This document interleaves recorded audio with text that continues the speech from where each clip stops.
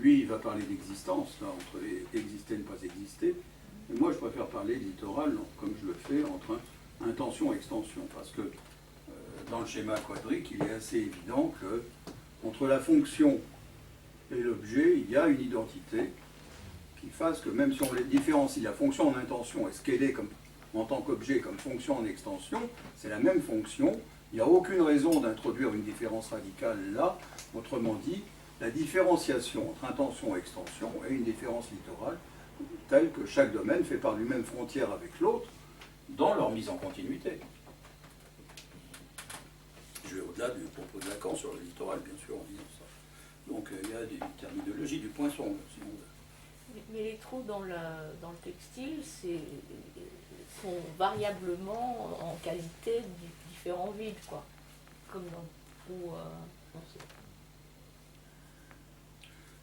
Moi, je préfère soutenir le propos de Lacan dans les quatre concepts qui parle de l'identité des béances en jeu. Et que justement, c'est parce qu'il y a une identité des béances en jeu qu'on peut dire qu'il y a une continuité entre les cernes. Sinon, chaque béance resterait cernée de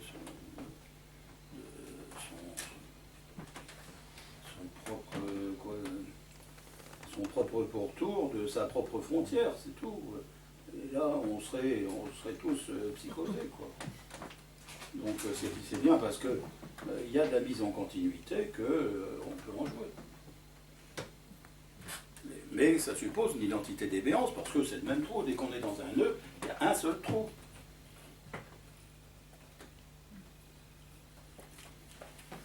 Même quand il y a plusieurs ronds, comme un nœud brownian. Même si on va donner des appellations différentes dans la mise à plat, en tous les cas, de ces différentes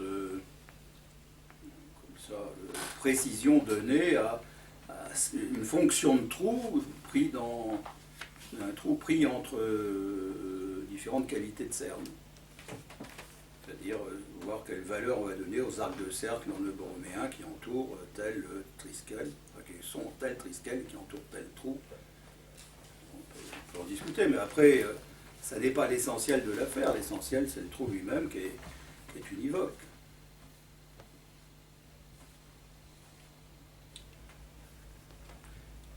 On rentre dans une définition, après, beaucoup plus langagière que topologique de cette faille. Ce qui me semble aussi être essentiel, donc pour les meilleurs qui nous restent. Je vais lire les pages 428-429. Car me voici revenir au cristal de la langue pour de ce que falsus, soit le chu en latin, lier le faux moins au vrai qu'il réfute, car ce qu'il faut de temps pour faire trace de ce qui a défailli à s'avérer d'abord. Bon, je peux le relire. Donc on part du falsus, le chu, bon, qui signifie faux, mais qu'on va moins lier au vrai, qui réfute le faux, car ce qu'il faut de temps pour faire trace, donc on est dans l'Erinnerung Spur. Spur, c'est la trace. De ce qui a défailli à s'avérer d'abord.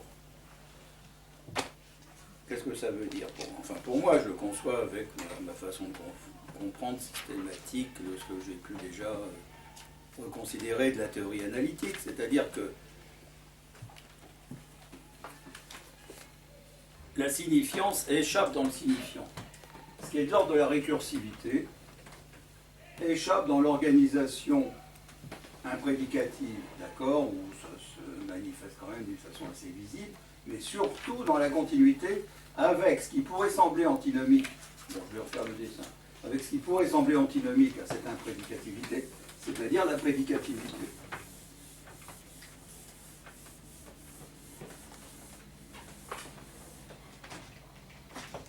Donc, je le reprends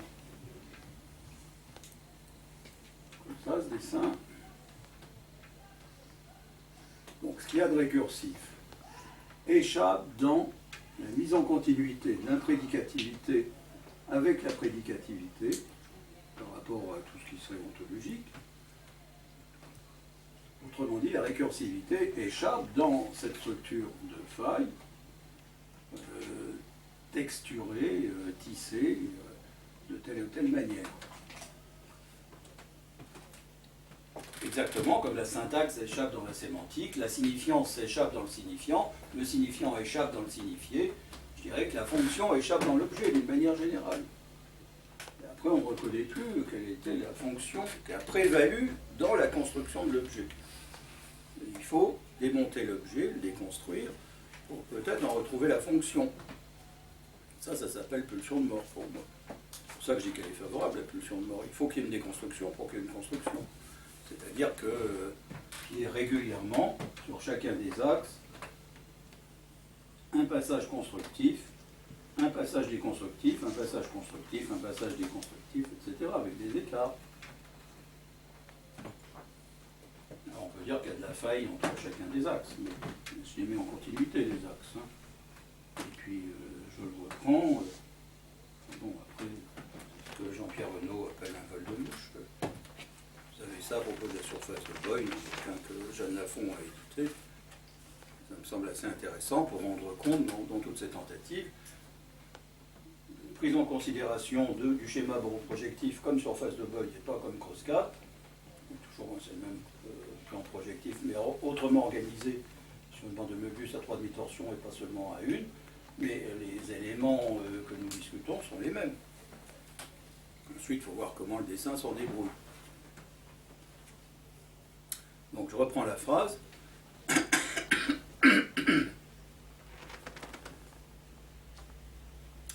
Ce qui a défailli a s'avérer d'abord.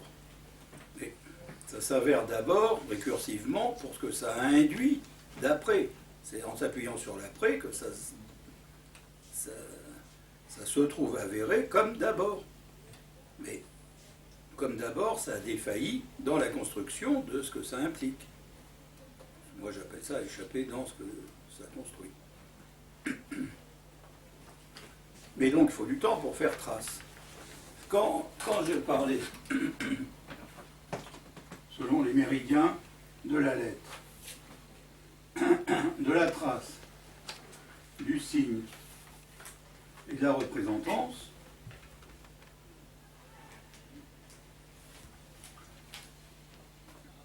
je suis en train de parler de différents modes de la lettre. La lettre fait trace, elle fait signe, elle se représente auprès d'une autre lettre pour que ça commence à avoir une valeur phonématique, pour être lisible.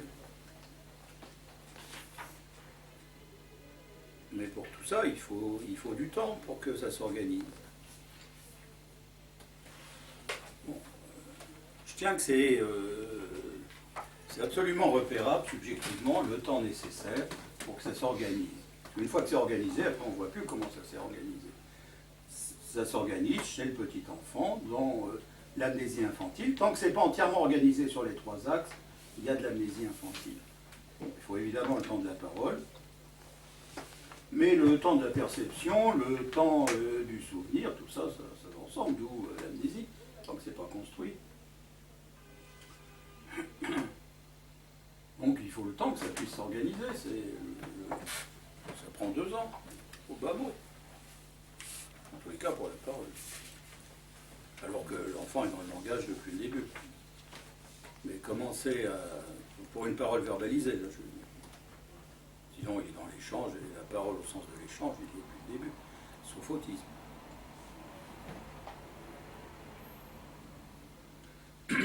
Donc, je vous relis, en haut de la page 428. Alors, me voici revenir au cristal de la langue pour de ce que falsus soit le chu en latin, lier le faux, falsus, moins au vrai qu'il réfute, qu'à ce qu'il faut de temps pour faire trace de ce qui a défailli à s'avérer d'abord. Bon, je pense que mes explications suffisent à faire comprendre cette phrase. À le prendre de ce qu'il est, le participe passé de fallérer, falsus, tomber, dont faillir et falloir proviennent chacun de son détour. Ce n'est pas la même modulation de fallérer. Qu'on note que l'étymologie ne vient ici qu'en soutien de l'effet de cristal homophonique. Bon. C'est le prendre comme il faut, entendre comme on veut, c'est le prendre comme il faut, comme il convient et à la fois comme sa choix. À faire double ce mot quand il s'agit de plaider le faux dans l'interprétation.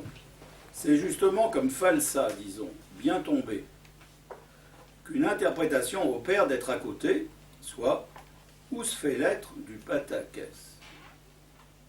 Patakès qui est écrit sous la forme de EST et CE.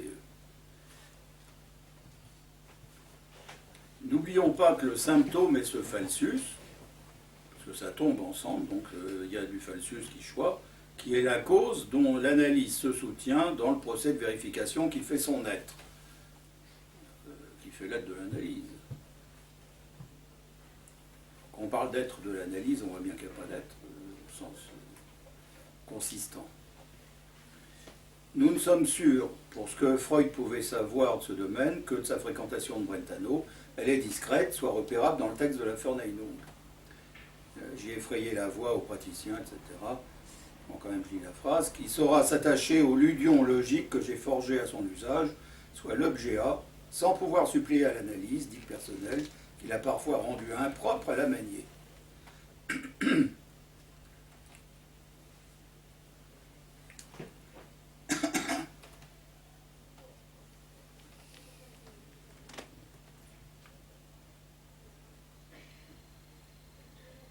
Bon, référence aux Juifs, et l'insistance de Freud, etc.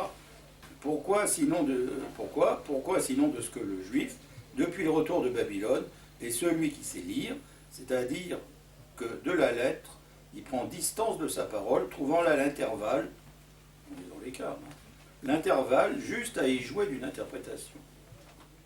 Trouvant là l'intervalle, il y a une virgule après l'intervalle. On ne sait pas si c'est l'intervalle juste à y jouer d'une interprétation, ou si c'est l'intervalle juste à y jouer d'une interprétation. D'une seule, celle du Midrash, qui se distingue ici éminemment. Bon. En effet, pour ce peuple qui a le livre, seul entre tous à s'affirmer comme historique, à ne jamais proférer de mythe, le Midrash représente un mode d'abord dont la moderne critique historique pourrait bien n'être que l'abâtardissement. Bon, je saute. Donc il s'agit de tirer un dire autre du texte, voire à y impliquer ce qu'il néglige, mais enfin, on a ça dans Saussure, à propos des anagrammes. C'est quoi ce qu'il néglige comme référence? L'enfance de Moïse, par exemple. Bon, je laisse tomber, et puis le rapport à Céline et le double sens dans les mots prédictifs. Voilà, je crois que on a dit assez, là, ce en quoi l'inconscient comme faille, et ça c'est peut-être on le verra la semaine prochaine dans le séminaire des 4 concepts, que ce qui se trouve être d'inconscient, je le situe effectivement avec la récursivité, en opposition avec la conscience ontologique, je dirais, cette inconscience se développe en faille. Donc avec toute la structure, la texture qu'on veut bien lui trouver. Donc, je pense qu'on est d'accord avec Lacan en soutenant, comme je le fais ce discours. J'aime autant être d'accord avec Lacan, sinon je trouverai un autre maître. Il en faut. N'empêche que je pense qu'il est dans une voie que j'agrée, moi, en tous les cas, et qu'on a à creuser encore au-delà de, une fois de plus, des indications qu'il donne, parce qu'il ne fait pas tout le travail. Donc ça va être le travail de cette année, y compris comme la manière d'appréhender la texture de la faille, c'est de considérer les équivoques, les indiscernables, les ambiguïtés. Et tous les mots qui rajoutent comme ça de la superposition, là où on voudrait trouver de la différenciation assurée.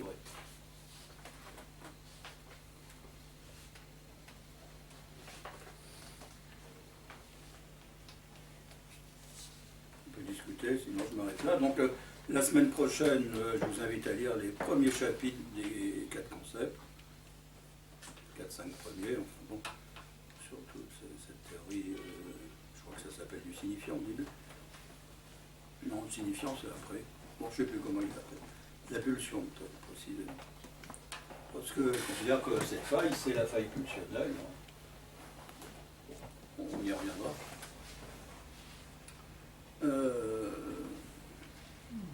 Une précision encore, je serai absent le 16.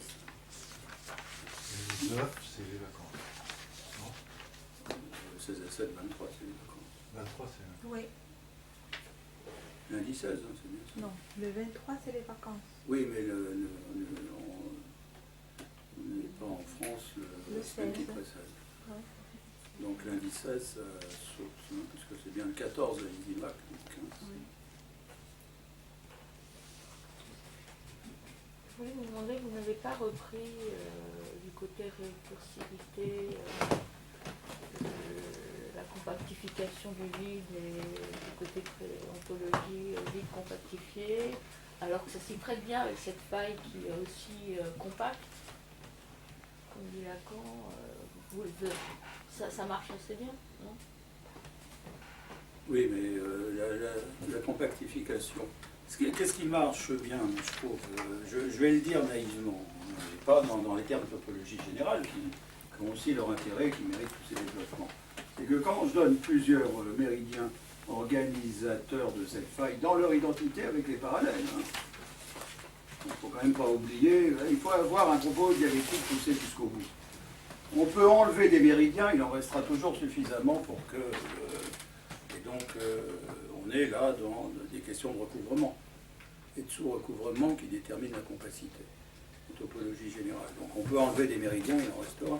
Je peux enlever l'imaginaire du signifiant, il restera toujours l'essentiel de la lettre.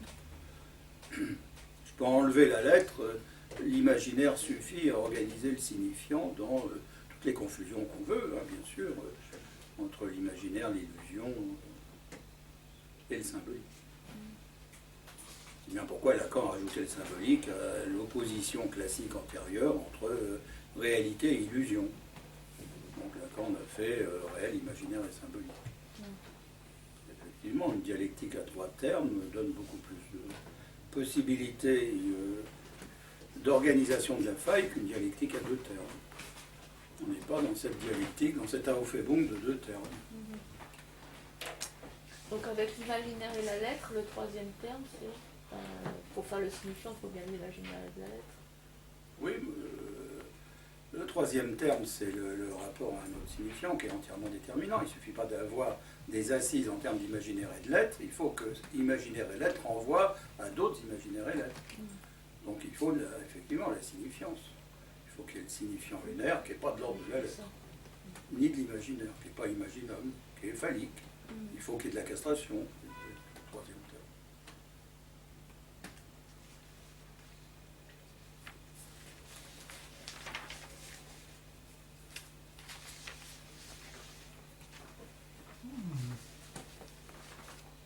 Je suis toujours frappé par ton discours, parce que j'ai toujours cette impression, comment te dire, qu'il n'a jamais commencé. Le discours, C'est le Ça va, discours il a- que tu tiens. mais Il y a quelque l'essentiel, c'est d'aboutir de telle façon qu'on puisse revenir de l'aboutissement pour essayer de chercher un petit commencement. J'entends bien. Mais il y a dans tout ce mouvement que tu nous proposes, et ça je suis depuis, je viens ici, hein, c'est quelque chose qui tourne un peu sur soi-même, tu vois. Mais qui reste inaccessible. Si ce qui te manque, c'est un départ véridique ou assuré ou ontologiquement déterminé, c'est impossible, c'est de l'insaisissable, J'entends c'est de la bien, fonction. j'entends bien. Mais attends, c'est un effet néfaste de mon discours, ce que tu signales là. Il n'y a pas de point de départ, dans le meilleur des cas, Il n'y en a pas. dans cette affaire. C'est parce que je suis bien obligé de partir d'un point que je prends systématiquement à tort, le point intentionnel, qui semble bien qu'il faille reconsidérer le début. Parce que sinon, si on tient au début, c'est Dieu qui est la cause des causes. Bon, mais si on se passe de Dieu, il n'y aura pas de début, et il faut pouvoir tenir un discours. Absolument. Si j'étais conformé psychologiquement autrement, j'aurais sûrement un discours qui partirait d'une ontologie pour dire que ça ne suffit pas, qu'il faut y ajouter de la signifiance. Et que ça peut faire confusion avec la signifiance, quoi qu'il en soit. Bon, je suis plus conformé au vide. Si bien que par moment, on a l'impression que tout est dans tout. Tu vois, Rien n'est dans rien. qu'un un terme opposé à un autre vont pouvoir s'identifier, Oui. serait... Oui, mais c'est pas, on ne peut pas dire n'importe quoi. C'est pas tout et dans tout inconsidérément. C'est qu'il y a de l'organisation et on est en train de discuter de l'organisation. J'ai proposé à Dimension de la psychanalyse de faire dans 3 ans un colloque sur le chaos, sur les tourbillons, les turbulences, le chaos. Tu peux faire ça avec le MIM et les groupes, j'appellerais bêtement d'expression corporelle. Bon, tu vois, ça peut aussi trouver sa place comme ça, dans les mouvements de corps. Mais il s'agit de voir comment les mouvements de signifiants peuvent être repris par tout ce qui est fluidique. Et tout ce qui est de l'ordre de la fluence, du flux, intervient là dans des modes étudiés en dessin par Léonard de Vinci. Voilà. On peut y voir toute une iconographie. Et puis, il y a une mathématisation, et puis il y a une poétique du flux, disons. Ça me faisait penser que l'être, c'est une association, mais je l'associerais bien au flux. Oui, c'est ce que je tendais à dire. Le flux qui est faille. C'est la Qui est, Qui est faille parce que le flux il est situé là en tant que récursif et qu'il est identifié à la faille. Hein. Il faut aller jusqu'au bout du discours peut-être pour le montrer. Bon. Et donc il intervient dans l'organisation de la faille comme l'être, imaginarisation, symptômes, objets, etc. Qui sont ces transformés. Mais il n'est pas indépendant d'un champ qui organise le flux, un champ vectoriel en temps presque mathématique. Attends, moi j'ai plutôt tendance à dire que c'est le flux qui organise le champ vectoriel dans lequel il va pouvoir se développer en y prenant place. Oui, parce que sinon on fait une mathématique de l'ontologie. Donc je peux faire une mathématique de la signifiance et de la fonctionnalité qui permet de retourner certaines propositions mathématiques. Et ce que tu dis, c'est que le flux suscite le champ qui suscite les voies du flux. Ah oui, qui sont impénétrables. Oui, et quand c'est avec un X et quand il y a une erreur d'orthographe, ça délire. Ça hallucine, les voies du flux. C'est pour ça que je disais qu'avec cette théorie-là, on pouvait refaire un tour complet de nosologie, sans qui n'invalide pas tout ce qui a été dit précédemment, mais je vais m'en dispenser. Mais ça mérite de comprendre un peu quelle est la structure, avec la structure de la faille, c'est la structure de la Spaltung, autrement dit, c'est toute la structure de la fixation, de la stase, de la mise à l'écart, de toute la pathologie qui est déterminée. Là. Et on a un passage direct à la pathologie, même si je ne l'ai pas dit aujourd'hui. Ou pas. Je dirai la prochaine fois. Bon, j'en sais rien, ou encore de route cette année, comme ça viendra. Oui, l'organisation protège bien de la folie ou de la psychose, quelque part. Oui, conduit. Quand c'est autrement organisé que de la façon que j'ai tendance à dire favorable, au sens d'éviter la folie. Enfin, la folie, au sens où je l'entends moi, c'est pas la psychose ni le délire. La folie, c'est la mise en jeu assez autiste, en définitive, de la belle âme, au niveau de l'intention, et au détriment du reste. Qui n'est pas évanoui, mais au détriment quand même. Ça, c'est de la folie. On peut être fou sans être délirant ou psychosé. Oui, parce que celui qui s'y croit, la belle âme. Oui, Bon, oui, mais c'est toujours la faute de l'autre, surtout. oui. Dans tout ça. Par rapport Pour la chaîne de signifiance, c'est ça qui est quand même insupportable. Répète. C'est quand même ça qui est insupportable dans cette chaîne de signifiance avec celle qui est bellaniste et qui est une belle âme. C'est-à-dire que c'est toujours un faux de l'autre. Alors oui, l'autre est toujours présent. S'il n'est pas présent, ça reste effectivement assurément autiste. Si le sujet n'a pas construit l'autre pour pouvoir y prendre place, enfin dans l'autre, et se raccorder à l'autre. Et y lever ses signifiants, qu'il construit pour s'en démarquer, etc. etc. Voilà, c'est absolument ça. Non, parce que je ne crois pas qu'on ait une constellation ontologique signifiante. Hein.